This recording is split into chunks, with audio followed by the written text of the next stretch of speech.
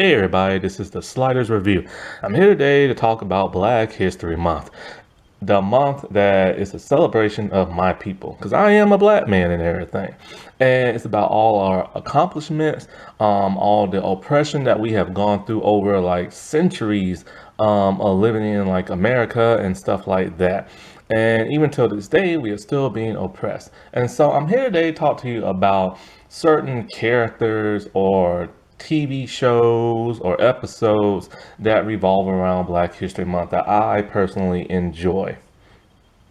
So I'm here today to talk to you about Lawmen, Reeves. So this is a mini series, but this is the first season. Maybe it might get a second season, but so far it's listed as a mini series. And it's a Paramount Plus show. But technically it's an MTV entertainment show, but it's shown through like Paramount Plus because they have like a partnership. And they showed the first two episodes on Sunday. I don't know why they don't drop the entire season all at once. It's only 8 episodes. And it's gonna suck because like sometime after next week, I'm not gonna have Paramount Plus anymore. I've had it for 3 months and I've watched pretty much everything I wanted to watch. There are some things still there I haven't, but it's like one of those things that I'll just wait towards the middle or the end of the year to re-get again. So it's gonna suck. Oh, by the way, I know it's not Black History Month, but like, and it's only a couple of months away, but like since they just now dropped this show and I want to like freshen my mind and stuff like that, I'm just talking about it now. But it does suck. I'm not going to be able to watch the entire season, or series until much later. But hey, that's life, and get tired of paying for these like apps and streaming apps and stuff like that. So what got me wanting to watch this was when I was on Paramount Plus and I saw like an ad come up, this constantly came up. And I'm like, cool, a black cowboy show.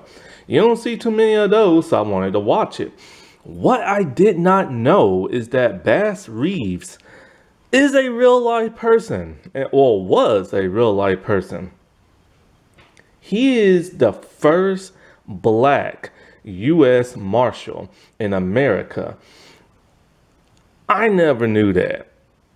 Seriously, they did not teach us this in school during Black History Month or during history, period. And it's quite a shame. So this is why I do love a lot of these shows and streaming apps, because you learn a whole lot more about real American history than you'll ever learn in the classroom. And now, because certain people in the government are rewriting Black history, all because they feel white guilt and everything, you ain't gonna learn it now and stuff. So it's good when you have shows like this where you're gonna learn it. Now it's 8 episodes, they're an hour each, but it's only the first 2 that are out now. I still don't get this whole like not dropping everything at once on streaming. Yeah, I do miss traditional television. I miss everything being episodic. I miss everything coming out weekly, and I miss having 20 to 30 episodes a season. But when you're on streaming, it's just best to drop it all at once. But they do this whole weekly thing because they fear if you watch what you want to watch, then you're just going to cancel your subscription and everything. So that's a bummer. And also, like, look, I'm an American, all right? Back in my days of growing up, we had 20 to 30 episodes a season. Do you know who does 6 to 8 to 10 to 12 to 13 episodes a season? Europeans. I'm not European. I don't live in England. I don't live in France. I don't live in none of those countries. So it'll be nice if America can go back to a traditional 20 to 30 episode like arc and everything. Just saying. And so like Reeves is a very interesting man when you learn about him, not just in this show, but when you research him online and everything. And so this was created by that of Chad Freehand. And so it stars that, and I know I'm gonna mispronounce his name, David Oi Lo Oi. I don't know how to say his name. He's British. um, Oyola. That's the best I can do. It stars him, and he also co-produces it with his wife Jessica. And it also and he plays Bass. And so Lauren E. Banks, she plays his wife Jenny, but technically her real name is Nellie. And Dennis Quaid is in this, and he plays Sheriff Shirley Lynn, or Cheryl Lynn. Now, Cheryl Lynn, he's a made-up character for the show. He's basically a combination of several, like, characters from back in the day. And Donald Sutherland, he plays Judge Isaac Parker, who is a real-life person. And so Bass Reeves, he lived to 71. And when I say he's had a unique life, like he has had a unique life and everything. He was born into slavery, and he was owned by that of the Reeves family, which is how he got his last name. Now, he got his first name from his grandfather. And so, like, Colonel George Reeves, he was in the Confederacy during the Civil War, and he forced that of Bass to fight alongside him. There are some records that indicate that Bass was always in bondage from that of, like, George. Some historians differ, especially with how Bass, like, became free and everything and escaped slavery. There's one record that is indicated here in this show, but a lot of historians aren't really 100% sure. And so, like, the first episode, in my opinion, is probably the best. It's the most dramatic. David does an amazing job acting. This man deserves more awards than what he has. I've seen him in some other projects, and he is just a phenomenal actor and stuff. And he really has, like, in this first episode, he's completely different than what he is in the second. Because in the first, he is that of a slave. He's timid, he's scared, he's obedient, like everything you would expect from a slave from back in those days. Now, I don't watch slavery TV shows or movies because I'm black, and I don't like that. I hate seeing my people oppressed. I hate seeing them being called the N-word, no matter who's calling them that, and no matter what period it is. And yes, in the first episode, they do use that word, which you would expect because of a type of show like this. But I've always said this. You can display racism without having to use a slur. Many other shows have done it in the past. I wish this one would have done that, but this show really wants to be authentic, gritty, and show what life was really like. When you look at a lot of the stuff in this show, it really looks like they done their research with the way the slave beds look. Like, my God, it was terrible. It's basically on like wooden logs and like a little thin comforter and everything that's like not even a real like quilt, but like a fake quilt like pattern and everything, where you just like space out like certain spaces and then you just sew up that part and it looks like a quilt. They had it rough, man. It was terrible. And you know, my thing about this and the whole white guilt thing is like this.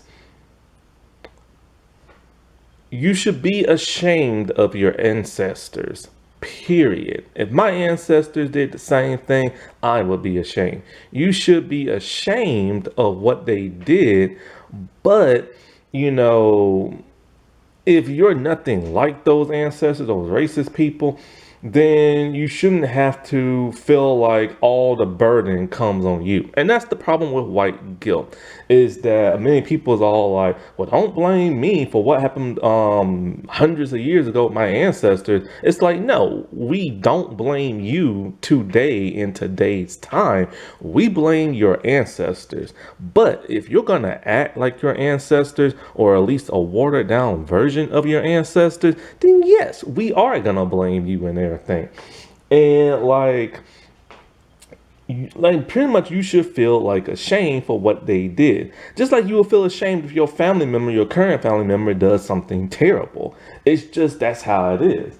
But they accumulate it all into like one group, and they don't want to feel, and they feel like, oh, I shouldn't have to feel guilty for like, what my ancestors did and blah blah blah and stuff like that. And so now they're just rewriting black history, because now certain like politicians are like, black people of the day, they really learned some skills from like their slave ancestors and stuff. And it's just like now they don't want certain black topics taught in some schools now. It's quite a shame. Books are getting banned, like, certain topics and stuff. And it's just kind of like, what are they doing? Like, what gives them the right to rewrite history just because they don't want to feel ashamed and everything? I don't understand where this country's coming from, because people are going to grow up stupid and living a false narrative, kind of like George Washington teeth. They were not wood. They were teeth from slaves that he had ripped out and put in his own mouth. That is the real history. Um, God, who's that guy that ran on a horse all around, like, a certain city in a couple of states, talking about the British are coming? What was that, Paul Revere? Guess what? He didn't make that trip alone. He couldn't, because one, he got tired and his horse came up lame. Other people had to help him out. But do you hear about it? Then there's Christopher Columbus. He didn't discover America. Supposedly somebody else on his ship did.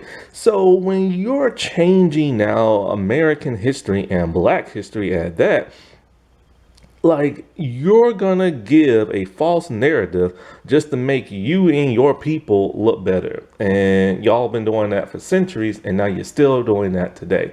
This is why things have got to change, and people need to get their behinds out and vote. Stop saying that the system is against you when you're helping making it against you by not voting, and also just messing up in the streets. And as for white guilt, do better. Do better in today's time so that you don't look like your ancestors and stuff. Anyway, so the first episode in the first couple of minutes is very traumatizing. It probably be traumatizing for some. It was very dramatic, very brutal, because we are in the midst of the Civil War. And there are like explosions going off everywhere. People are getting shot. People are getting blown up. Limbs are coming off. It was very disturbing to see, especially since there are two wars going on overseas. So this is probably going to trigger some people. And so, like, we see Bass with like a general and the colonel and everything. And basically, like, they are getting ambushed by the North. And so it's looking bad for them. And the colonel dude, he's all like, I'm going to give you this gun and you're going to ride with me and all this other stuff, as some of their men are starting to cower and retreat. And it kind of sucks that they're making the Confederacy look good in this first couple of minutes. I don't like that. So as Bass is about to ride out, he sees a slave who's fighting for the Confederacy running off. Now, there are other men running off, but he sees this one man in particular, a black man, and he shoots him in the back because he's going to prove how loyal he is to his master. Basically, he is super obedient. So he rides off, he joins the general, and he just starts shooting people up because he is a marksman.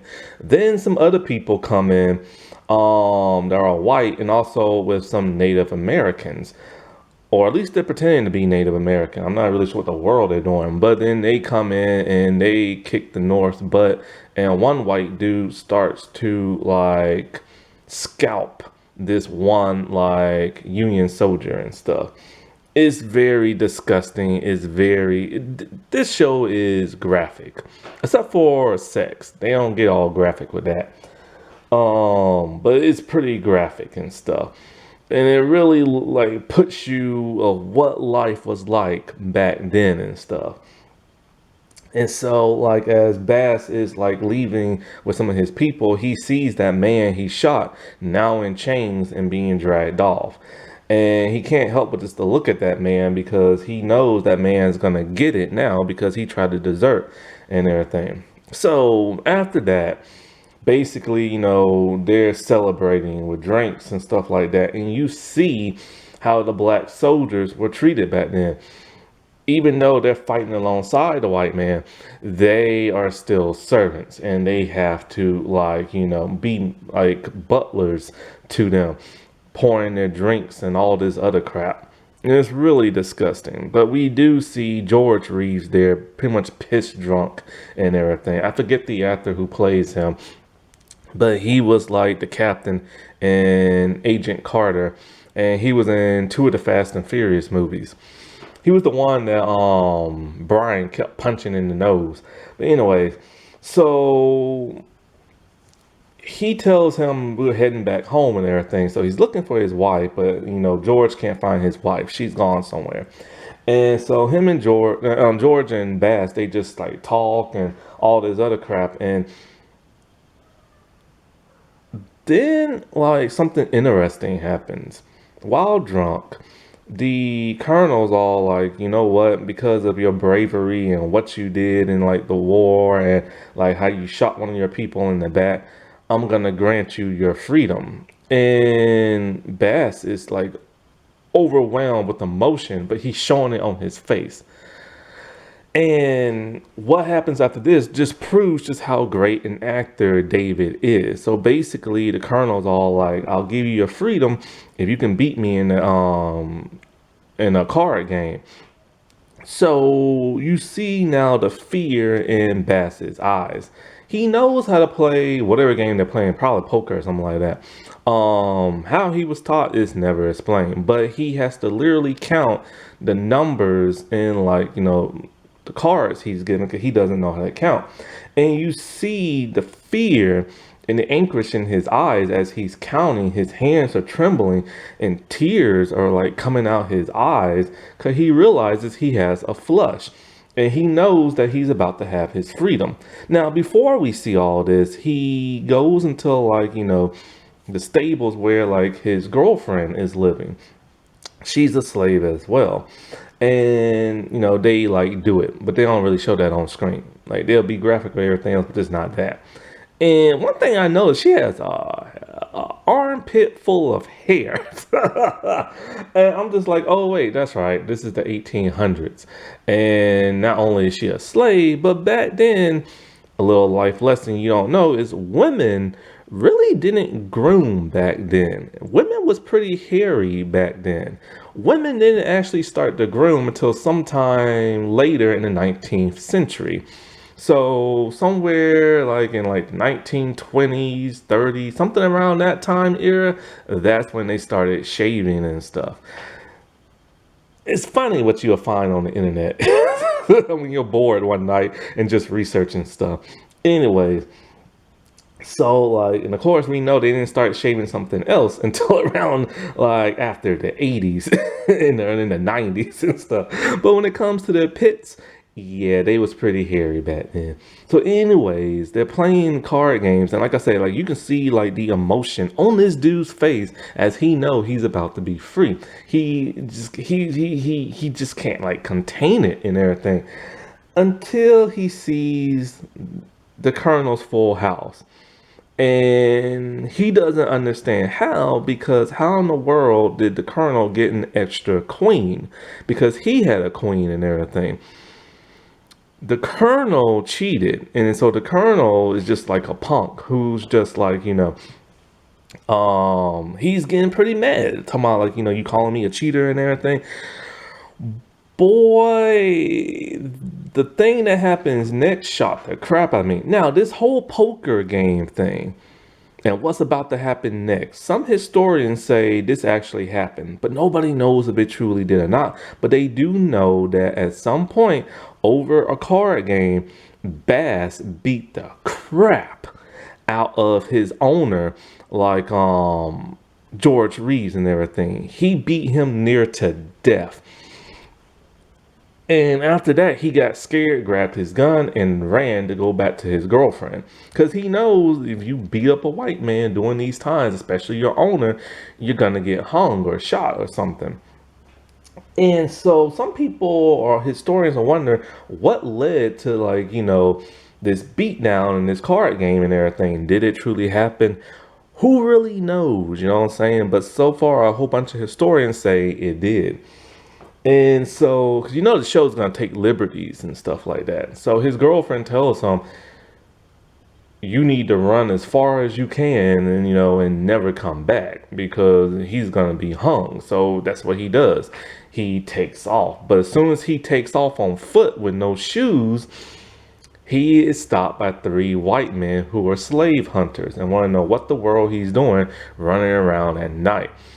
Them policing the area reminds me of what happened this year during Pride Month when Kid Rock went all crazy on like transgender people because of that like Bud Light stuff. And like next thing you know, you started seeing tons of white guys with guns going inside Target and policing their pride displays to make sure there was no LGBT anything in the store. Seriously, crap like this is happening again, but now it's happening to different people in a different group.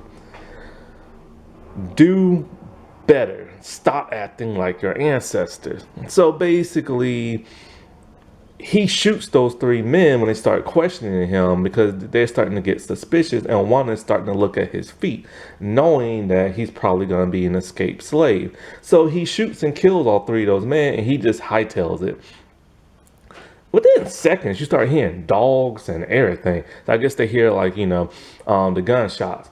So he makes it across the river. And from there, we get to see his origin story. The first episode is very much the origin story. So he's not going to be a cop just yet. And when I say they go graphic detail, man, they go graphic detail. You see his feet bloody from walking on rocks and all this other stuff. He has to take a break. He's starving because he's been running all night and barely has slept. And he's been sleeping in like the cold and the rain. And then next thing you know, he sees like 3 men skinning a cow. I personally would have killed those 3 men and got that cow and cooked it up, but he didn't do that.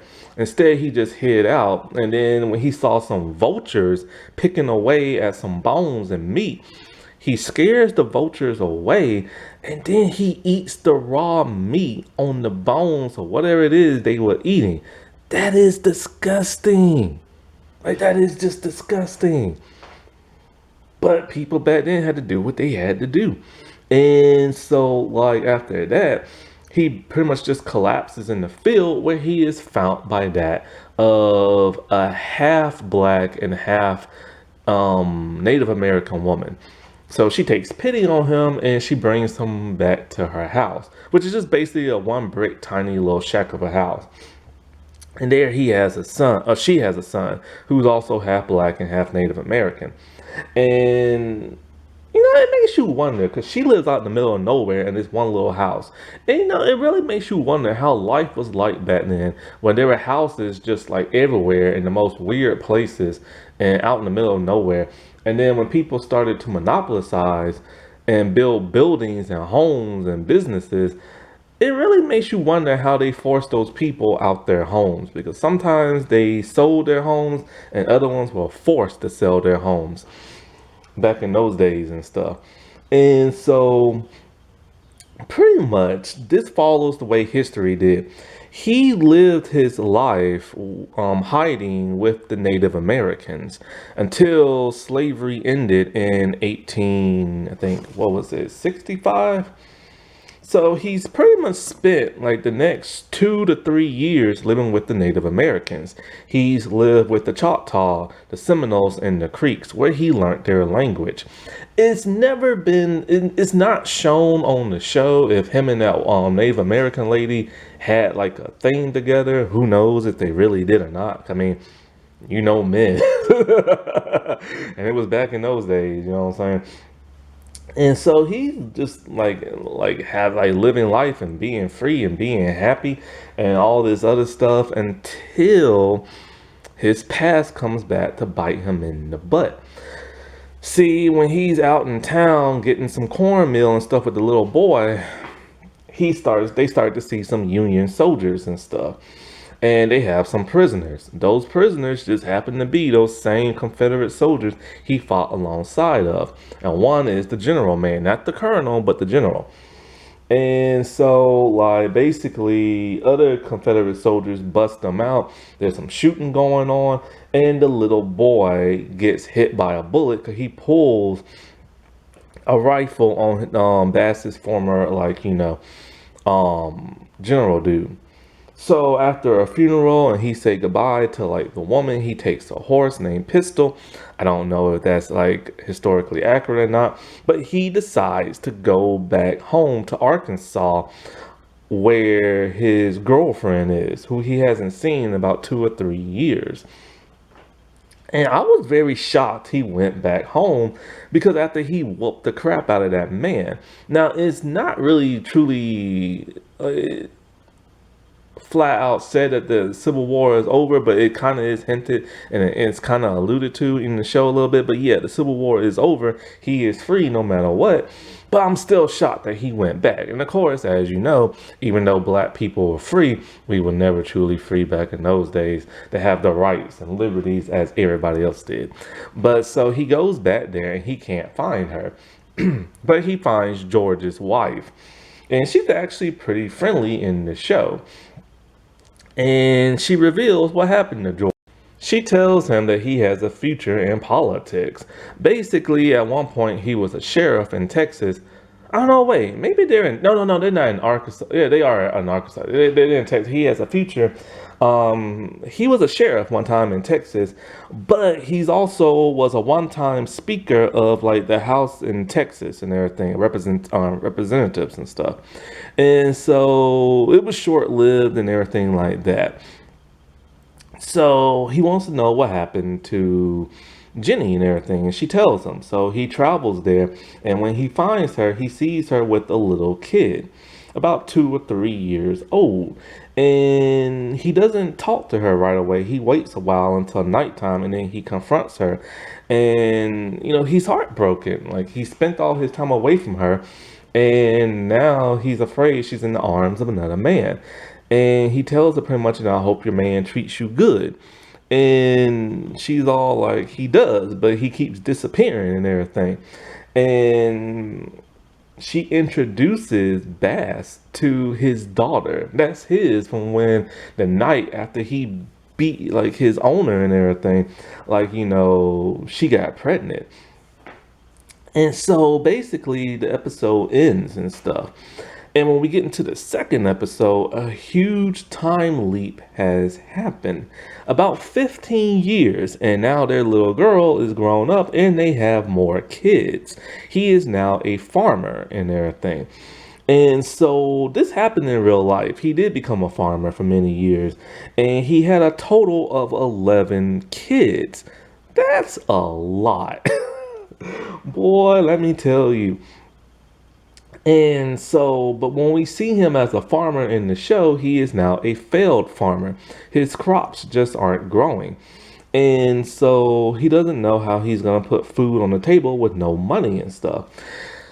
Until a man comes a-calling, a white dude. This is Sheriff Cheryl Lynn. And like I said before, he's made up for the show, but he's an amalgamation of other sheriffs and stuff. I forget the real sheriff's name. Basically, the judge wants him to hunt down some Native American people that I think brought whiskey into town or something like that. And so because he speaks their language and everything, and he's a marksman, they want him for the job. Now, in reality, when it comes to his kids, he actually arrested his own son. His son murdered somebody. And so, because he's a law-abiding man, he hunted down his son and arrested him, and his son spent about 11 years in jail, and after that became a model citizen. Now, Bass himself has killed like 14 outlaws and stuff. And they say no matter what, he's never been shot. His hat's been shot off and his belt's been shot off, but that's about it. Historical records. But yeah, because he is literally just a marksman and he's really good with a gun and a rifle. And so we get to see the second episode is a little bit more toned down. It's not as dramatic and gripping as like the first.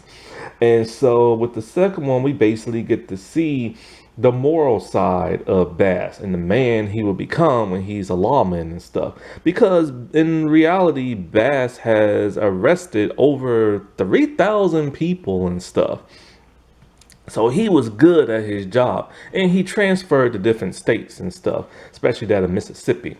So anyways, we get to see the differences between him and the sheriff dude. The sheriff dude is about as old school white as you can get. He does not like Native Americans at all, and he explains why, because he was scalped by one and stuff, and he has the scar to prove it. And so he really hates them. So basically, when they go to, like, you know, where the Native American people are, and he wants Bass to do the talking as he does all like the physical stuff. So he's trying to like kick down like this woman's door, and he shoots at it and all this other crap. And so the woman, she don't play around. She got a rifle in that man's face. But Bass is able to calm everybody down and talk down the situation. He makes like the sheriff go outside and he talks to the woman. Basically, this person they're looking for named Charlie is her cousin. And so she tells them where they can find him. So when they go there, the sheriff, they have a huge shootout between, like, you know, Bass, the sheriff, and like the Charlie dude. And when it comes to the sheriff, he seems to be pretty okay when it comes to blacks. He just hates Native Americans, because we all know the history between whites and the Native Americans from back in the day, or at least hopefully they're still teaching that. And so like Bass is gonna try to like run around the house and get in through the back door, but the sheriff has another idea. He makes 2 Molotov cocktail bombs and throws them into the house, setting that man on fire. And he literally tells Bass, you know, no point in like, you know, wasting your bullets on him. The fire is gonna do the job. So Bass just shoots the man anyway, and like, it causes a huge disagreement between him and the sheriff, because the sheriff has like a bullet wound and all this other crap. And basically Bass does not like what the sheriff is saying and beats the snot out of him. And so he screwed up again, because of course, even though he's free, he still ain't supposed to hit a white person back in those days, because black people still have no rights and everything. So Bass leaves him, and the sheriff dude's all like, look man, you leave me here at night, you ain't getting paid not 1 red cent. And Bass needs the money because his farm is failing, but he leaves anyway. He heads back to the Native American land. He tells the woman that, you know, your cousin is dead. He gives her some money to fix the door. I do like how the second episode shows the moral side of Bass, as opposed to the first, where he's just constantly calling people master and sir and all this other crap. And so when he heads back home, his wife was impulsive and bought a piano, even though they ain't been paid yet. And he tells her, you know, he'll find a way to get the money and all this other crap. But like, you know, right now he ain't got no money because he messed up. Then something interesting happens. The next day when his family's all outside, 3 white men show up, and one of them is the sheriff. Bass thinks he's going to have a fight on his hand, but the sheriff's all like, the judge wants you to be like a U.S. Marshal deputy.